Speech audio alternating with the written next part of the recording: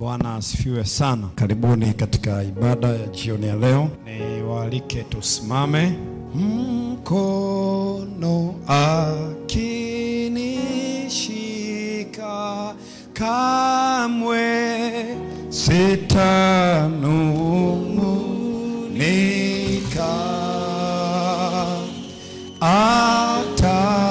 Atakacho niletea,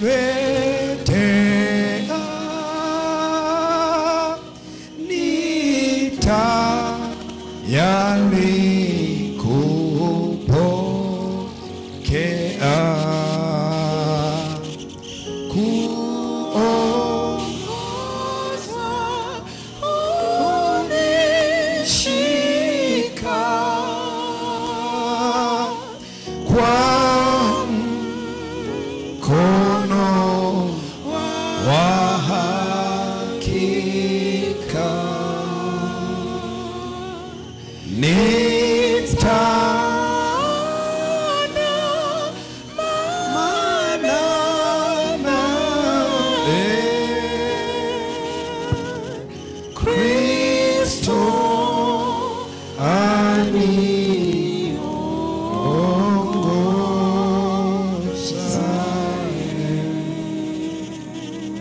Baba na Mungu uliye mwema, tupatie machache ambayo natamani tutoke nayo leo kwa jina la Yesu Kristo, amen. Tangu Danieli sura ya kwanza tuliojifunza, siku ya kwanza tuliona jitihada za Mungu kutaka kuibadili jamii ya Babeli kwenye mada yetu ya jamii iliyobadilishwa. Na Danieli sura ya pili vile vile ya tatu, na sasa nataka tuione kidogo sana ya 4. Mungu alikuwa amekusudia kumbadilisha Nebukadneza. Na Mungu alijua kwamba ukimbadilisha kiongozi ni rahisi kulibadilisha taifa lote. Kwa hiyo ndio maana wale vijana walipofika tu Babeli, Mungu alitengeneza njia wakapelekwa ikulu. Haikuwa bahati mbaya. Hakuna mahali pa bahati mbaya anapoenda mtoto wa Mungu. Bwana asifiwe sana. Hata kama itakuwa ni kituo cha kazi, unahamishwa kutoka mkoa fulani, kutoka wizara, hakuna mahali ambako mtoto wa Mungu ataenda kwa bahati mbaya. Hata kama ni kwa figisu kama Yusufu, hakuna atakayeenda kwa bahati mbaya. Kwa hiyo wale wanapokwenda Babeli, wanafika Babeli, wanafikia kwa mfalme, haikuwa bahati mbaya. Haikuwa bahati mbaya. Wanapofika kwa mfalme, ndani ya zile siku 10 wanaonekana wako better 10 times better. Ule ulikuwa ni ujumbe kwa mfalme kwamba Mungu wa hawa ni Mungu mwenye nguvu kuliko miungu yako. Lakini mfalme akaongoka nusu. Akajua tu kwamba Mungu wa hawa kama ana nguvu, lakini hakuwa ameongoka kwa ukamilifu. Kwa hiyo uongofu wake ukarudi nyuma tena kwenye Danieli sura ya 2. Anapoota ile ndoto, waganga wake na wachawi wake wanashindwa kukarimani tafsiri. Danieli anafasiri ile ndoto. Ndoto inapofasiriwa, mwishoni anasema kwa kweli hakuna Mungu kama Mungu wa Danieli na hawa vijana watatu. Haleluya. Jamani, hiyo si ni kauli ya mtu ambaye amemjua Mungu. Kwa sura ya kwanza Nebukadneza kamjua Mungu lakini karudi nyuma. Sura ya 2 tena akakiri kumjua Mungu lakini karudi nyuma tena. Sura ya 3 kwenye uwanda wa Dura kuzindua sanamu, wakatupa wale vijana kwenye moto, na mwisho akasema nimeona Mungu wa hawa watu ni Mungu mwenye nguvu, na akatoa sheria akasema yeyote asiabudu Mungu mwingine isipokuwa Mungu wa hawa. Lakini kwenye sura ya 4 akarudi nyuma tena. Amekuwa mtu wa kwenda na kurudi nyuma. Amekuwa mtu wa kwenda na kurudi nyuma. Nisikilize, Mungu hakumkatia tamaa Nebukadneza. Mungu hata kukatia tamaa jioni ya leo. Haijalishi mara ngapi umekuna unashindwa.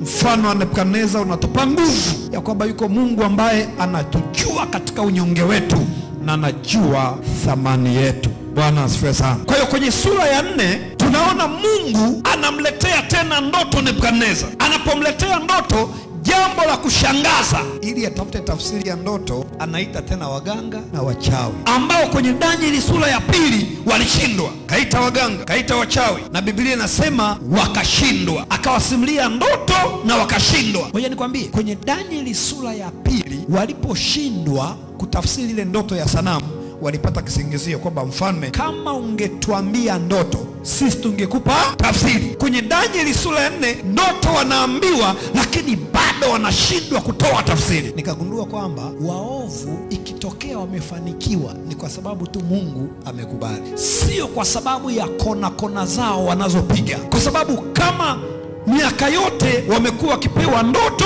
wanafasiri kwa uongo. This time ndoto wamepewa na kufasiri wameshindwa. Hata wachawi wanaoruka angani ni kwa sababu tu Mungu amekubali. Siku Mungu akikataa, tutawakuta asubuhi wote wameganda angani hapo wote kabisa. Kwa hiyo kwenye Danieli sura ya 4 mfalme anawaambia, mimi nimeota. Umeota nini? Fungu la 10 anasema, njozi za kichwa changu, Danieli 4, kitandani mwangu zilikuwa hivi, niliona palikuwa na mti katikati ya nchi, urefu wake ulikuwa mkubwa sana. Sasa ukisikiliza hii ndoto huo kama unaangalia movie. Bwana asifiwe sana. Aliona nini? Mti mrefu. 11, na ule mti ukakua ukawa na nguvu, urefu wake ulifika mbinguni na kuonekana kwake mpaka mwisho wa dunia. 12, majani yake yalikuwa mazuri na matunda yake mengi, na ndani yake chakula cha kuwatosha watu wote. Wanyama wa kondeni walipata uvuli chini yake, na ndege wa angani walikaa katika matawi yake, na kila kitu chenye mwili kilipata chakula kwake. Nikaona kwenye njozi za kichwa changu kitandani mwangu, tazama, mlinzi, naye ni mtakatifu, alishuka kutoka mbinguni. Jamani, hiyo movie mnaiangalia? Tuko pamoja kwenye hiyo movie. Akaona mlinzi kutoka wapi? Mbinguni. 14, akapaza sauti yake akasema, ukateni mti huu, yafyekeni matawi yake, yapukusieni mbali majani yake na kutawanya matunda yake, wanyama na waondoke hapo chini yake, na ndege katika matawi yake. Walakini 15, walakini kiacheni kisiki. Halo, mti mrefu, matawi mengi, umeenda mpaka mbinguni, kivuli chake kimekava dunia nzima, ndege na wanyama wanakula, wanafurahi. Sauti katoka mbinguni inasema, kateni mti huu ili kusudi ndege watawanyike, waondoke, majani yake yaondoke, lakini acheni kisiki. Bwana asifiwe sana. Hiyo ndio movie. Acheni pamoja na pingu ya chuma ya shaba katika majani ya mororo ya kondeni, kikapate maji kwa umande wa mbinguni, na sehemu yake iwe pamoja na wanyama katika majani ya nchi. Moyo wake ubadilike, usiwe moyo wa kibinadamu, na apewe moyo wa mnyama. Nyakati 7 zikapite juu yake. Hukumu hii imekuja kwa agizo la walinzi, na amri hii ni kwa neno la watakatifu, kusudi walio hai wapate kujua kuwa aliye juu anatawala katika ufalme wa wanadamu. Haleluya. Naye humpa amtakaye, tena humtawaza juu yake aliye mnyonge. Hiyo ndio ndoto aliyoota. Waganga wameshindwa. Waliposhindwa, juzi niliwaambia mambo yote yanayohusu kupewa hela walikuwa hawamuiti Danieli, maana walikuwa wanajua kitafsiri wanapewa hela. Kwa hiyo Danieli alikuwa anaitwa wa mwisho. Kwa hiyo malaika akaitwa tena Danieli. Danieli aliposimuliwa ile ndoto, machozi yakamtoka, maana alijua ndio ndoto ya hukumu ya mfalme Nebukadneza. Hii ndio chance ambayo kama angeichezea, ufalme wake ulipaswa kuwekwa kando kwa kipindi. Danieli akawa na huzuni sana, na ndipo mfalme akamwangalia Danieli usoni, akamwambia, Danieli mwanangu, naomba niambie ukweli, usinihurumie, tell me the truth. Na ndipo Danieli akamsimulia, akamwambia, ule mti uliouona uliokuwa na nguvu na urefu wake ukafika mbinguni, na yale majani na kila kitu, akamwambia kwenye fungu la 21, ule mti ni wewe mfalme, uliyekuwa na kupata nguvu, maana ukuu wako umekuwa mpaka mbinguni na mamlaka yako yamefika mpaka kwenye mwisho wa dunia. Hilo ni fungu la 22. Tena kwa kuwa mfalme alimuona mlinzi ni mtakatifu akishuka kutoka mbinguni akisema, ukateni mti huu mkauangamize, ila kiacheni kisiki cha shina lake katika ardhi, pamoja na pingu ya chuma na shaba katika majani na mnyololo. Akamwambia, tafsiri yake ni kwamba hii ni amri yake yeye aliye juu, imemwijia bwana wangu mfalme, ya kuwa utafukuzwa mbali na wanadamu, na makao yako yatakuwa pamoja na wanyama wa kondeni. Nebukadneza anasikiliza, anapewa tafsiri ya ndoto. Nawe utalazimishwa kula majani kama ng'ombe, nawe utatiwa maji kwa umande wa mbinguni, na nyakati 7 zitapita juu yako, yani miaka 7, hata utakapojua ya kuwa anayemiliki ni Mungu katika ufalme wa wanadamu, naye humpa yeye atakaye. Kana kwamba anamwambia Mungu amekuvumilia sana. Danieli sura ya kwanza amekuonyesha upendo wake, ukaonyesha kama unamwamini lakini ukabadilika. Danieli sura ya pili amekuonyesha upendo wake lakini bado hujaongoka. Danieli sura ya tatu ukaona moto unateketeza wasaidizi wako, ukasema ya kwamba Mungu wa mbinguni ndiye mkuu, lakini bado ukabadilika. Anasema this time ni mara ya mwisho, hii utakwenda miaka 7 porini. Lakini pia akapewa habari njema, fungu la 26, kwa kuwa waliamuru kukiacha kisiki cha shina lake, ufalme wako utakuwa imara kwako, baada ya wewe kujua kuwa mbingu ndizo zinazotawala. Nikana kwamba anaambiwa hivi, fanya toba. Ukifanya toba haya yote hayatakupata. Lakini hata ukikataa kufanya toba, utapewa miaka 7 porini. Kwenye hiyo miaka 7 hatawekwa mfalme mwingine. Utakuwa unasubiriwa wewe ili ufanye toba, baadaye Mungu akurudishe ikulu. Upendo wa ajabu kiasi gani! Bwana asifiwe sana. Bahati mbaya mfalme alipopewa fasiri akafurahia fasiri, lakini bado hakubadilika. Kiburi chake kikabaki kwenye maisha yake. Jioni ya leo kuna mambo Mungu anakuletea kama ishara ili ubadilike. Kubali kubadilika kabla hajaondoa ufalme wake kwenye maisha yako. Wewe mwenyewe unajua ni vitu gani ambavyo Mungu anakomuniketi na wewe kila siku, kwa maono, kwa mazingira, kwa maelezo unayopewa na marafiki. Kuna mazingira ambayo kila mtoto wa Mungu anampa sign ya kwamba you need to change. Na ndicho Mungu anachowasiliana na wewe jioni ya leo, kwamba Mungu anataka kutumie kubadilisha jamii yako. Lakini kuna vitu bado umevishika, na ameshakuonyesha ni vitu gani. Mara nyingi Nebukadneza ameonyeshwa mara nyingi kwamba wewe mwenye kiburi, tabia isiyo ya kwangu. Unajua Daniel alipomaliza kusimulia kwenye fungu la 27 alitoa ushauri, akasema, kwa sababu hiyo mfalme, ushauri wangu, jambo hili lipate kibali kwako. Ukaache dhambi zako kwa kutenda haki, ukaache maovu yako na kuwahurumia maskini, huenda ukapata kuzidishiwa siku zako za ufalme. Lakini mfalme hakufanya toba. Jambo la kwanza, Mungu ana uvumilivu mwingi. Bwana asifiwe sana. Mungu ana uvumilivu mwingi sana. Amemwacha Nebukadneza kwa muda mrefu, muda mrefu sana kamwacha. Anaonyeshwa kabisa kwamba this not right. Wachawi sio wasaidizi wako halali, lakini kila kiota ndoto wachawi na waganga. Mungu amenyamaza tu. Mara ngapi Mungu ametuvumilia kwenye mambo ambayo tungeangamia mara moja. Mungu akikupa kuwa mkuu mahali, jishushe.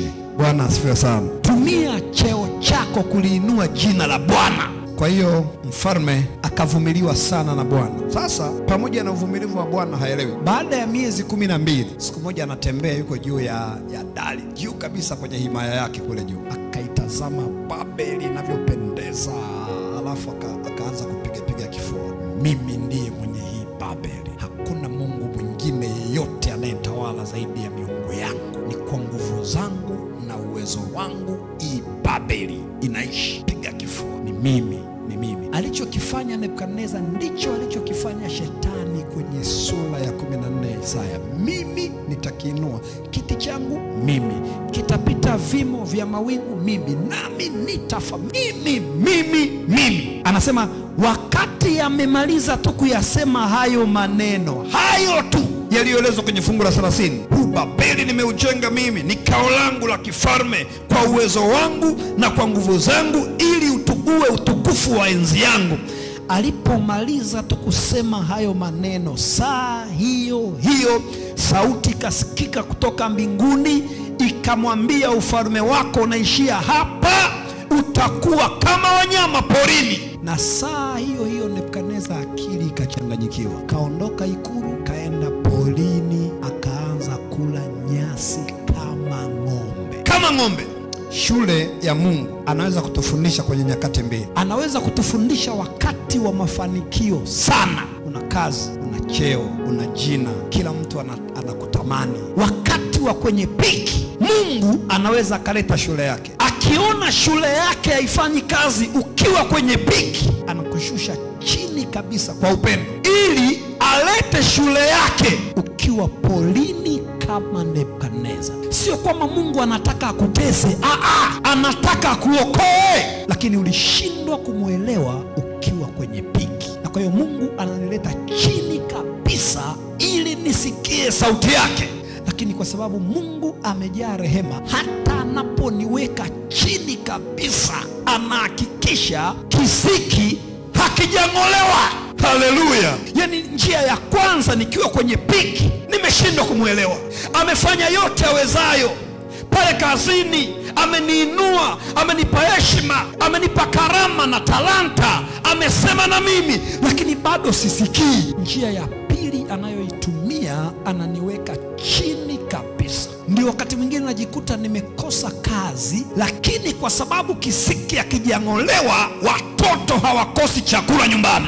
Ndio kuna wakati nakuta nimelala kitandani, ninaumwa, ninatumia fedha, lakini kwa sababu kisiki hakijang'olewa, bado niko hai. Jioni ya leo Mungu amenituma niseme, hata unapokuwa chini kwa sababu ya upendo wake, kisiki hakijang'olewa. Biashara ilikuwa nzuri kabisa, ilikuwa kwenye piki, mambo hayaendi, faida kubwa haipatikani tena, lakini kwa sababu kisiki hakijang'olewa, lile duka halijafungwa. Mungu anatafuta roho yako kuokoe. Mambo yalikuwa kwenye piki kabisa darasani, kila kitu kinaenda vizuri, lakini kwa sababu amesema na wewe huelewi, sasa GPA inaanza kuning'inia, lakini kwa sababu kisiki hakijang'olewa, hakuna kudisco.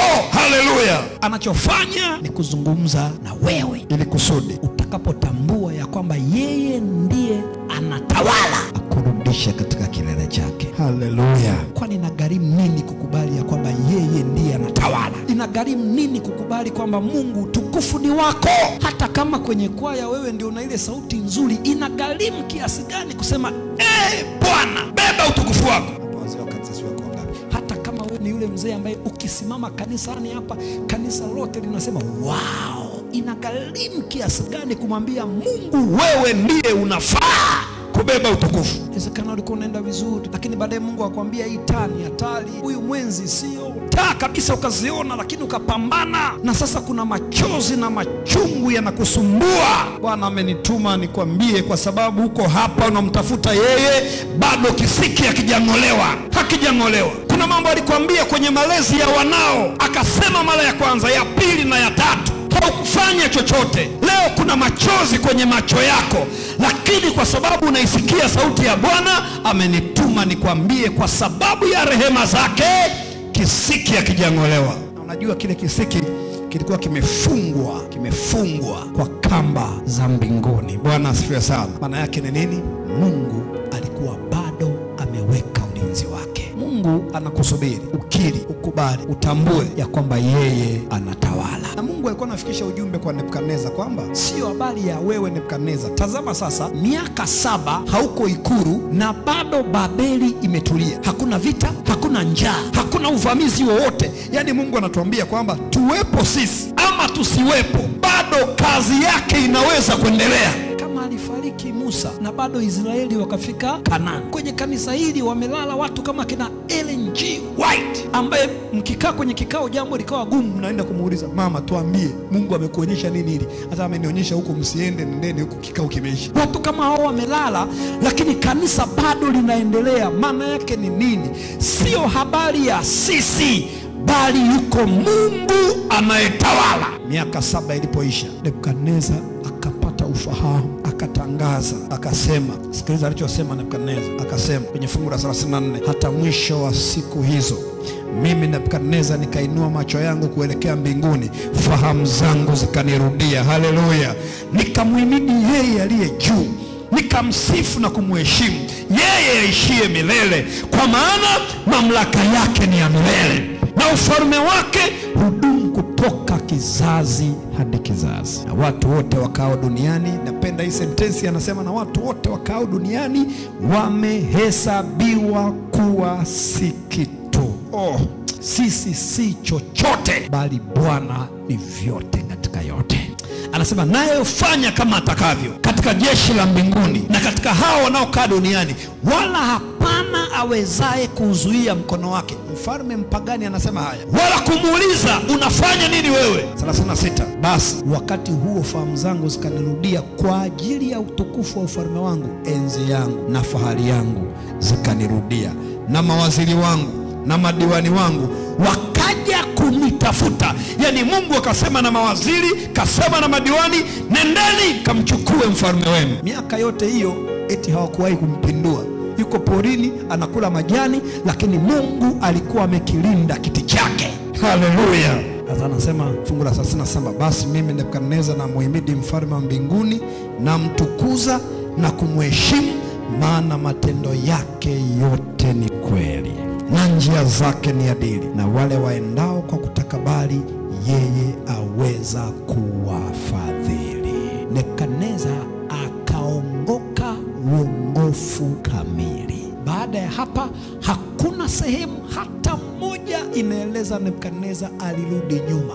Akawa ni mshiriki hai mwenye nguvu, na akaamrisha akasema, sasa nisikilizeni, nione mtu anacheza na Mungu wa Danieli. Uongofu kamili. Haleluya. Jioni ya leo kilichomtesa Nebukadneza ndicho kinachomtesa Laodikia: kiburi, kujiona, mimi ni mrembo, nikitembea watu wote wanageuka, mimi na sauti nzuri, mimi mzuri, watu ukiangalia kingia kwenye mitandao unaona mtu amepiga picha amefanya hivi. Yani unagundua kabisa kuna kaigo fulani hivi bado kanatotesa.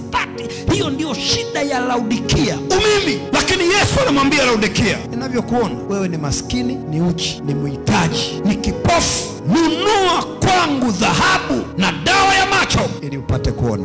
Sasa kwani Yesu anamwambia Laodikia anunue nini? Kwani wokovu unanunuliwa? Hapana, wokovu ni bure. Yesu anasema nini hapa? Anasema hivi, nipatie unachokithamini sana, ambacho ni kiburi chako, kujiona kwako. Nipatie hicho cha thamani ili nikupatie usichokuwa nacho, unachokihitaji sana, ambacho ni haki yangu. Haleluya. Ndio dhana ya kununua hapo. Hatununui chochote ili kupokea wokovu, lakini salenda, ule uai, ule umimi. Ikitokea wametambulishwa watu 5 hapa na mko sawa, na mtambulisha fulani na wengine niliowasahau, yani unajisikia vibaya, mimi amenionaje? Hiyo hali hiyo mpatie Yesu. Nikumbukwe nisikumbukwe, ili mradi jina lake limeinuliwa. Na hiyo ndio wito wa pekee. Na Nebukadneza alipoongoka, wengi hawajui, sura ya 4 ya kitabu cha Danieli imeandikwa na Nebukadneza. Ni barua ya Nebukadneza akitoa ushuhuda wake. Nenda isome vizuri. Anasema, mimi Nebukadneza nilikuwa hivi na hivi, ikawa hivi. Anasimulia mwenyewe aliyomtokea. Na ndio maana kwenye sura ya 4 ndio sura pekee ambayo Danieli anaitwa kama Belteshaza. Anasema, nikamuita Belteshaza. Maana yake ni Nebukadneza ndiye anasimulia. Mungu anaweza kubadilisha mtu kutoka kuabudu sanamu, kutoka kuwa mpagani mpaka kuwa mhubiri wa Injili. Lakini mchakato ambao unapaswa kugharimu maisha yako yawe ya kujikana nafsi, kama kina Shadrach, Meshach na Abednego. Ikiwa ni ombi lako kwamba Mungu nisaidie sana maisha yangu yaakisi tabia yako ili kuibadilisha jamii yangu, nisaidie Bwana wangu, inua mkono wako juu, simama pamoja na mimi. Waimbaji njooni tena miguuni pake Yesu, beti wa kwanza na wa mwisho. Mungu akaibadilisha jamii ya Babeli. Mungu amekuweka pale kazini ili uibadilishe jamii yako. Wewe unakuwa bosi, yani wewe unakuwa bosi. Mungu akakupa kuwa bosi, eti huwezi kuwaita hata wafanyakazi wenzako, jamani njooni tuombe. Sasa wewe umewekwa hapa unafanya kitu gani? Yani huwezi hata kuambia njooni tuombe, wewe ni bosi. Huwezi hata kuwapa vitabu tudogo tumeandikwa jipatie amani moyoni, alafu wewe ni bosi. Sasa si Mungu atafute bosi mwingine tu mahali pako. Nebukadneza alitumia vizuri ubosi wake. Alipomjua Mungu akawaambia wasaidizi wake, kuanzia leo this God ndiye Mungu anatakiwa kuabudiwa. Nenda utumie ushawishi. Mungu hajakuweka hapo bahati mbaya. Mbona mmenikasirikia? Hajakuweka hapo bahati mbaya. Tumia ushawishi wako kuambia watu habari za Yesu ameokoa. Amen. Miguuni pake Yesu, beti wa kwanza na wa mwisho. Miguuni pake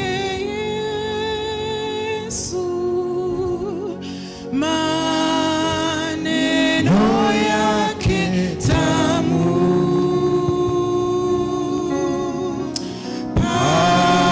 pahali palipo heri, Niwepo kila saa, niwepo kila